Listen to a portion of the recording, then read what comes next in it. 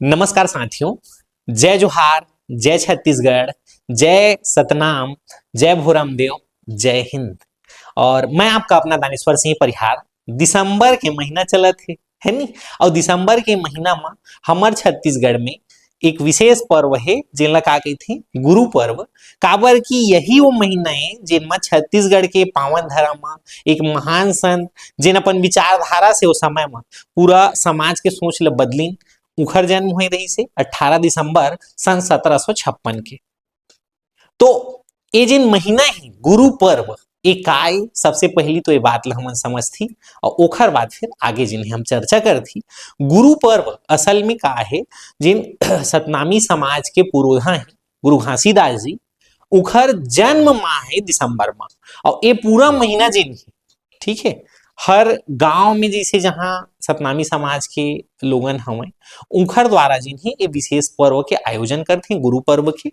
और जैत खाम में नया कपड़ा, नया ध्वजा जो उन्हें चढ़ाए जाते, ठीक है, जिन सरई वृक्ष के जैत खाम बने रही थे उमा नवा जिन कपड़ा है, सादा कपड़ा, श्वेत कपड़ा और एक अलावा सादा झंडा जिन है ओला चढ़ाए जाते। और अच्छा खासा पर्व के आयोजन जिन्हें पंथी नृत्य इत्यादि के साथ जिन्हें करे जाते, यही ला बोले जाते गुरु पर्व। ये पूरा दिसंबर महीना चलते और अलग अलग गांव में अलग अलग दिन ला मनाए जाते है नी। ऐसे कोई विशेष एकदम नहीं रहे कि 18 दिसंबर के मनाया जाए, ये पूरा पूरा अपन दिसंबर के महीना मनाए जाते। तो एला अपन देखे ओखर बाद अब वीडियो में आगे चर्चा करता हूँ इखर जीवनी के बारे में। देखो भाई, सबसे पहली बात वीडियो देख के तो समझ आ गई होगी कि हम आज जिन विशेष चर्चा करत हन वो काखर बारे में करत हन। तो गुरु घासीदास जी कोई परिचय के मोहताज है नहीं, है नहीं। और वर्तमान जिन समाज व्यवस्था है वो अगर हम पीछे जाइए अब, है नहीं, पीछे जाइए मतलब देखो भाई आज से जिन है नहीं हम बात करत हन 100-200 साल पहली। तो उस समय जो है तत्कालीन समाज में जो है जो वर्ण भेद है, जाति पाति है, ये और ज्यादा जो है भेदभाव किया जाता था होता है। और इस समय जो है समाज में, वैसे अगर हम लोग तत्कालीन समय देखें तो भारत में उस जो दौर में है उससे पहले मुगलों का जो शासन चला है, तो मुगलों के शासन के दौर में क्या हुआ है, एक तो जो धार्मिक सुधार आंदोलन जो चला, जो विचारधारा बदले, कई ऐसे संत आए जैसे गुरु नानक दास जी, है नी, तो उनका एक विशेष योगदान रहा है। इसके अलावा कबीर दास जी, उन्होंने भी अपनी विचारधारा से काफी जो है बदलाव किया है। इसके अलावा चैतन्य महाप्रभु ये बंगाल के क्षेत्र में, संत ज्ञानेश्वर महाराष्ट्र के क्षेत्र में, ऐसे कई संत, तुकाराम जो कि गुजरात इत्यादि, ये सब जो क्षेत्र रहेगा उसमें कहीं ना कहीं परिवर्तन आया।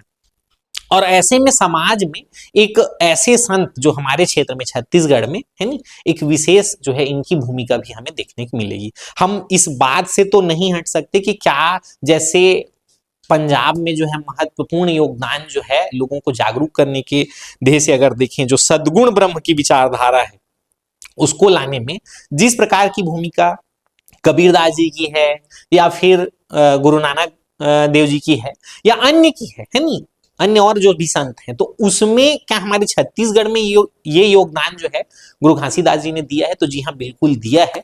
तो उसी पर हम लोग आज विशेष चर्चा करने वाले हैं, है नी। जैसा कि मैंने यहाँ आप लोगों को बताया कि भाई इनका कहना क्या है कि जिस तरह तू सोचता है उस तरह तू दिख, और जिस तरह तू बोलता है उस तरह तू लिख। कहने का मतलब ये है कि भाई जो थोथा चना बाजे घना ये काम नहीं करना है, बल्कि जो है हमारे मन के मैल को हटाकर जो है समाज में जो शोषित वर्ग है उसका उत्थान करना ही इनका मुख्य उद्देश्य था।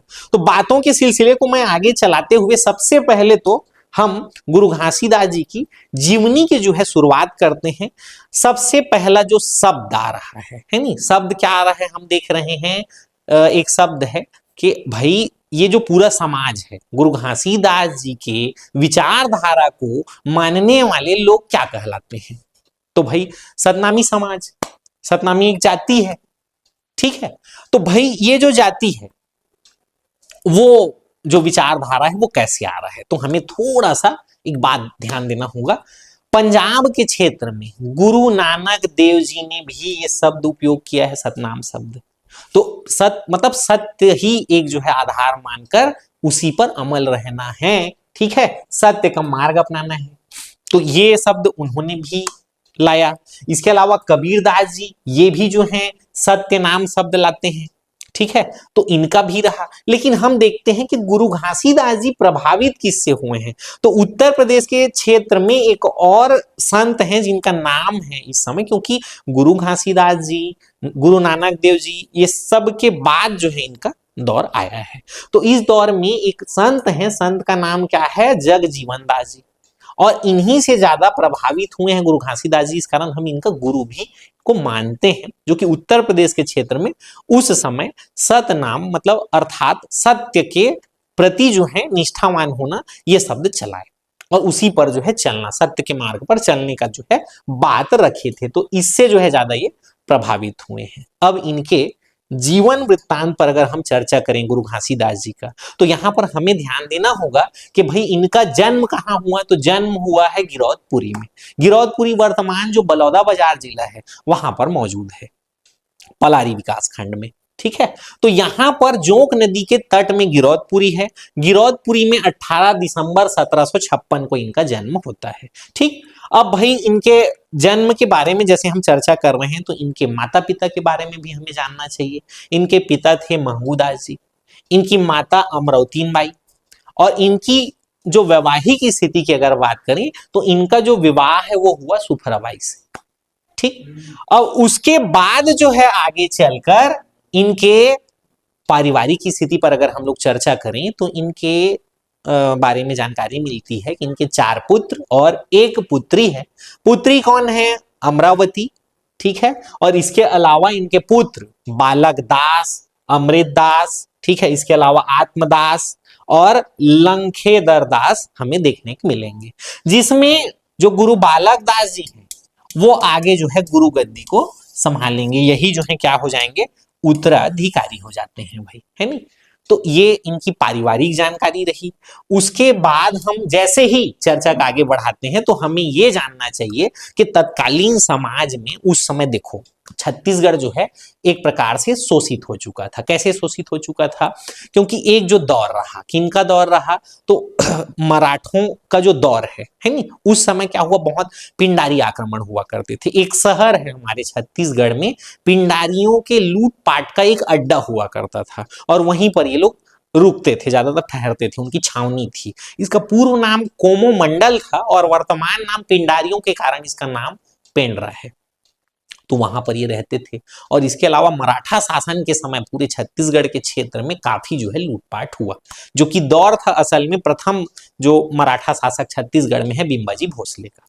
तो उस दौर में क्योंकि इनका जन्म जो है 1756 देख रहे हैं, 1758 में जो है जो बिंबाजी भोसले हैं उनका शासनकाल शुरू हो गया था। तो इस समय जो बचपना है इनका उस दौर में बीतेगा, शोषित समाज रहेगा, ज्यादा जो है जमींदारों के द्वारा या फिर बाद में सूबा पद्धति जो आई है उसके कारण ये जो समाज है काफी शोषित होगा। तो उसके प्रति जो है इनमें चेतना जागृत होती गई और उसका विरोध भी करेंगे, लोगों को जागरूक करेंगे। कैसे ये हुआ उस स्टोरी पर हम चलते हैं कि कैसे जो बालक घासिया है वो कैसे गुरु घासीदास जी बने, है नहीं, ये हमें आगे जानना होगा। तो इसमें क्या होता है, जो गुरु घासीदास जी हैं वो एक समय में तीर्थ यात्रा पर जाना चाहते हैं और तीर्थ यात्रा पर जब ये निकले ना तो उस दौर में ये जगन्नाथपुरी की यात्रा के लिए निकलते हैं ना, तो होता क्या है, सारंगगढ़ के पास जैसे पहुंचे ना तो इनको लगा कि भाई वो जब सब चीजों को देखे, समाज में सब व्याप्त अन्य चीजों को समझे और इसके अलावा बहुत सारी चीजों को सोचे, तो बाद में इनको आभास हुआ कि नहीं, ये तीर्थ यात्रा से अच्छा है कि अपना आत्मबोध जरूरी है।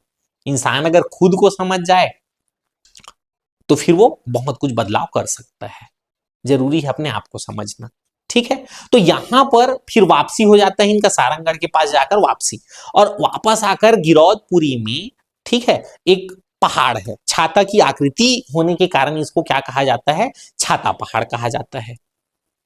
तो छाता पहाड़ में औरा धौरा वृक्ष, औरा का अर्थ हुआ कि भाई जो आंवला का वृक्ष है, और धौरा मतलब धावड़ा, या कहीं कहीं पर इसको तेंदू कह देते हैं। तो औरा धौरा वृक्ष के नीचे जो है ये क्या करते हैं, तप करना शुरू कर देते हैं। इसी दौरान जो है यहाँ पर, अच्छा नदी कौन सा है आप लोगों को मैंने शुरुआत में ही बताया कि कौन सी नदी है, जोंक नदी का क्षेत्र है नहीं, जोंक नदी के तटीय क्षेत्र में आपको गिरौदपुरी धाम देखने को मिलेगा। गिरौदपुरी का नाम अब बदलकर बाबा गुरु घासीदास धाम कर दिया गया है। छत्तीसगढ़ में इसका नाम परिवर्तन किया गया है नहीं। तो यहां पर जब 6 महीना आत्मबोध की प्राप्ति के लिए जब तप करते हैं, तब इनको धुनी रमाइस कही सकत है नमन छत्तीसगढ़ी में, है नहीं। तो धुनी जब रमाइन ना, ऐसे बैठे रही तो का हुई, 6 महीना के ध्यान के बाद मन ज्ञान के प्राप्ति हुई भाई।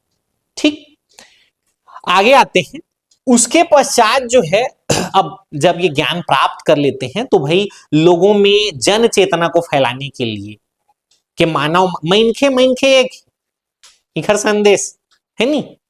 तो मनखे मनखे एक है, मतलब सब एक समान है दुनिया में, प्रकृति सब लोग बराबर बना के भेजे है, तो वहां भेदभाव काबर करी, छुआछूत काबर करी, ये सब के विरोध करना। तो ये सब उपदेश जिन्हें कहाँ दिस, तो एक गांव रही थे ही में गिरौदपुरी से लगे हुए जगह है तेलासी बाड़ा। ठीक, प्रश्न पूछे रही तेलासी बाड़ा कौन से धर्म से संबंधित है, ये ध्यान रखना है भाई।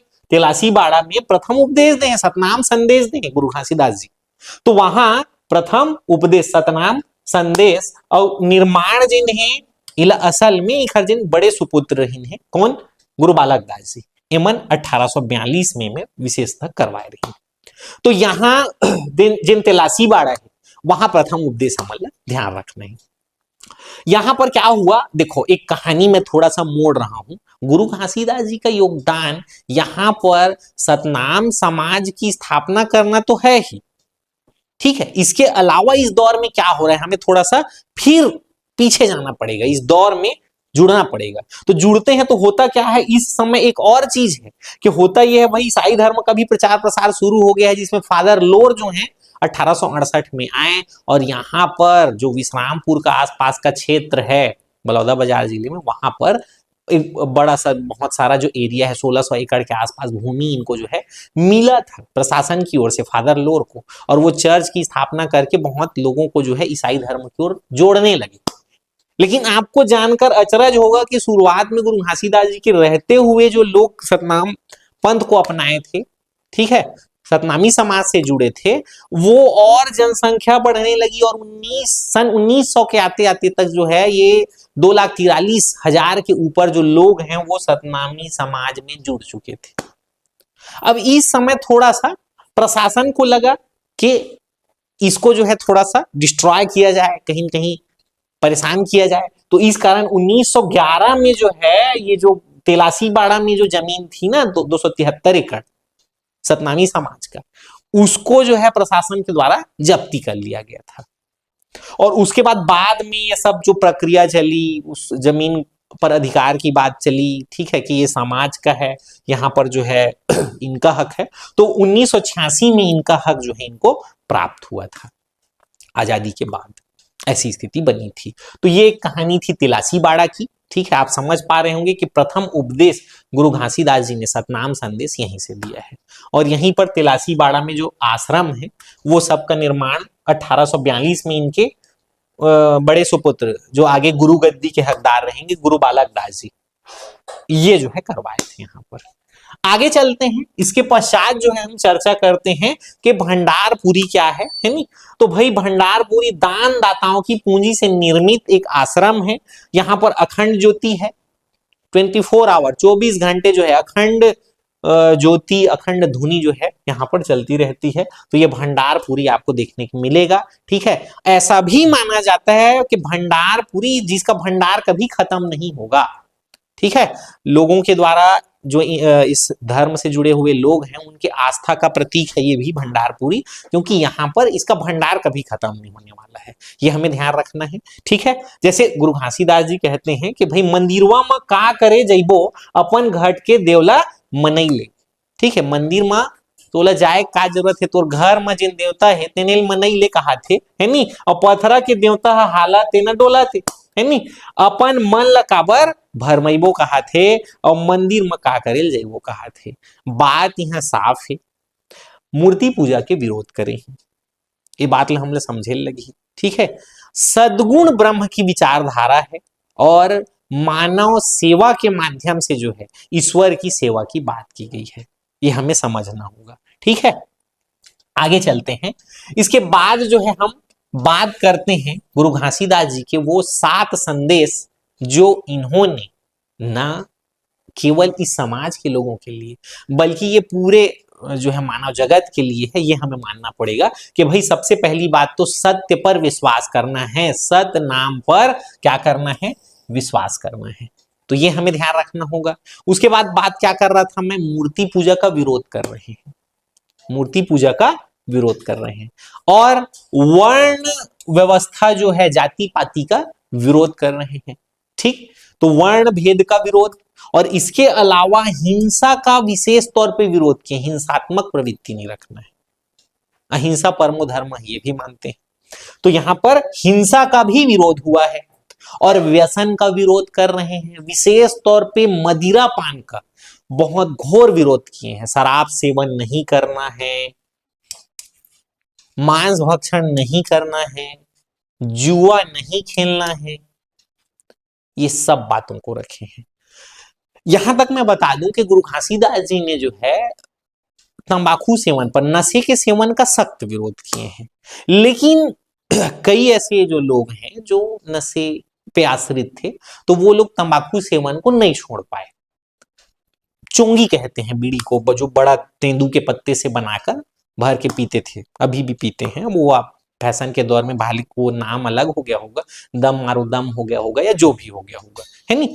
हुआ क्या, ऐसे भी जो कुछ वर्ग हैं समाज के, इसी समाज में, जो उसको नहीं छोड़ पाए, तो उसको जो है क्या कहा गया, उस समाज को जो है चोंगिया सतनामी के नाम से भी जाना जाता है भाई। ये भी आप ध्यान में रख सकते हैं, जो नशा नहीं छोड़ पाए, विशेष तौर पे तंबाकू के नशे को, उसको चोंगिया सतनामी भी कह दिया गया है नहीं। तो खैर नशे का तो विरोध किए ही है, ये हमें समझना होगा। व्यसन का विरोध कर रहे हैं, और साथ ही साथ जो है पर स्त्री गमन की वर्जना। ठीक है, पर स्त्री गमन की वर्जना मतलब दूसरे की स्त्री को जो है बहन के समान मानना, ये बताए हैं। दोपहर में खेत नहीं जोतना है, मतलब देखो यहां पर वो न सिर्फ मानव समाज अपितु जो है जो पशु हैं उनके लिए भी कहीं कहीं, ठीक है, एक अच्छा भाव रख रहे हैं। तो यहां पर दोपहर में खेत नहीं जोतना है, ऐसा भी संदेश ये देते हैं, क्योंकि तत्कालीन जो समाज है वो कृषि, अभी भी हमारा जो अर्थव्यवस्था है वो कृषि पर आधारित है। तो इस पे भी चर्चा की है। आगे बढ़ते हैं, इसके बाद बात करते हैं सात्विक आचरण की। ठीक है, सात्विक आचरण मतलब सतगुण।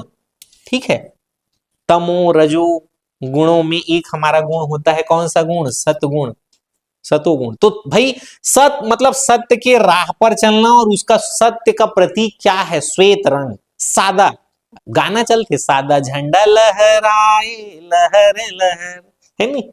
तो देखो भाई आगे दिसंबर नाचबो पंथी झूमर झूमर, और ये मत ध्यान रखो श्वेत वस्त्र, है नहीं, श्वेत वस्त्र में का आज ही हमारे श्वेत रंग में झंडा आज ही। एकर अलावा जिन स्तंभ है नहीं, ओखर हम बात करबो जैत खाम के, और वस्त्र जिन है श्वेत वस्त्र ला विशेष महत्व दे हमें, ये सब ला ध्यान रखना है। आगे चलती एकर बाद जैसे कि मैं चर्चा करत रही हूँ, है नहीं, कि गुरु घासीदास जी इस सब जिन संदेश दिस, है नहीं, एमा हमन एक ठन और विशेष काम देखबो प्रशासन के। प्रशासन का करे है 2015 में जिन है एक जैत खाम के निर्माण करवाए है भाई, है नहीं, जैत खाम के निर्माण करवाए है, जिन्हें कुतुब मीनार से भी ऊंचा हवय, कुतुब मीनार से भी ऊंचा।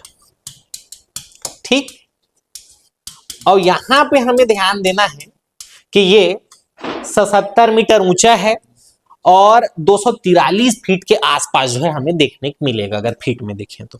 ठीक, तो ये है जैत खाम जो स्तंभ है। लेकिन मैं अब विशेष बात जो है, हम जब बात जैत खाम का आया है तो इस पे पूरा जो चर्चा है उसको आगे बढ़ाते हैं, और जो चर्चा मैं करने वाला हूं कि जैत खाम असल में है क्या, तो जैत खाम भाई, जैत का अर्थ क्या है, ध्यान देना है, विजय। जैत का अर्थ क्या है, विजय, है नहीं, और खाम का अर्थ है स्तंभ। तो असल में है क्या, विजय स्तंभ है। जैत खाम का अर्थ है विजय स्तंभ। और यहाँ पर कौन से वृक्ष का बना होता है, ये कौन से लकड़ी के बनते, सरई या साल के लकड़ी के बनाए जाते। विशेष तौर पे ला एखर आकृति कैसे होते, गोल आकृति होते है नी, गोल आकृति में चिन्ह जैत खाम है ओखर निर्माण ऐसे करे जाते है नी। एमा पूरा जिन है सफेद वस्त्र से ला ढके जाते। एखर अलावा एखर ऊपर में बर्तन ऐसे आकृति में रख दे जाते और संगे संग यही में है नी सफेद झंडा भी लहराए जाते। ठीक है, तो एला हमन ध्यान रखना ही काला जैत खाम ला। ठीक आगे मेला का भी जो आयोजन है भाई है नी, तो होता क्या है, जो फागुन का महीना होता है शुक्ल पक्ष पंचमी को यहाँ पर विशेष तौर पे मेले का आयोजन किया जाता है। गिरौदपुरी में, भंडारपुरी में और तेलासी बाड़ा में, ये सब जगह जो है अच्छा खासा मेले का आयोजन होता है। और ये पूरा दिसंबर का महीना तो मेला रहेगा ही, गुरु पर्व है और इस पूरे महीने में जो है गुरु पर्व होने के कारण यहाँ पर विशेष मेले का आयोजन दिसंबर के माह में तो रहेगा ही। तो इस प्रकार से हम आज के वीडियो में समझे हैं कि गुरु घासीदास जी का क्या विशेष योगदान है। ठीक है, हमारे छत्तीसगढ़ के क्षेत्र में जो समाज ईसाई धर्म को अपना सकता था या अन्य धर्मों की ओर जा सकता था, उसमें ये युग प्रवर्तक के रूप में आए और जो लोग हैं उनको सत्य की राह में को दिखाए हैं, है ना, हम ये कह सकते हैं। दूसरी बात और ये है भाई कि गुरु घासीदास जी का योगदान ये और दिखता है कि उस जमाने में जब जो वर्ण भेद है वो चरम सीमा पर थी, उसमें जो है उसका विरोध करके एक नई विचारधारा को स्थापित करना, और क्योंकि ये सत्य के मार्ग पर चलने वाले हैं और उसी में एक शब्द इन्होंने दिया सतनाम, और वहीं से उस शब्द से क्या बना, ये जो जाति है वो सतनामी जाति कहलाई। साथ ही साथ मैं आप लोगों को एक जानकारी और दे दूं कि समाज के इस वर्ग को जो है विशेष जो एक दर्जा है, अनुसूचित जाति का दर्जा, वो भी दिया गया आगे चल के प्रशासन के द्वारा, है नहीं। तो ये जो है कब मिला, ये आप सर्च करिए और कमेंट बॉक्स में बताइए।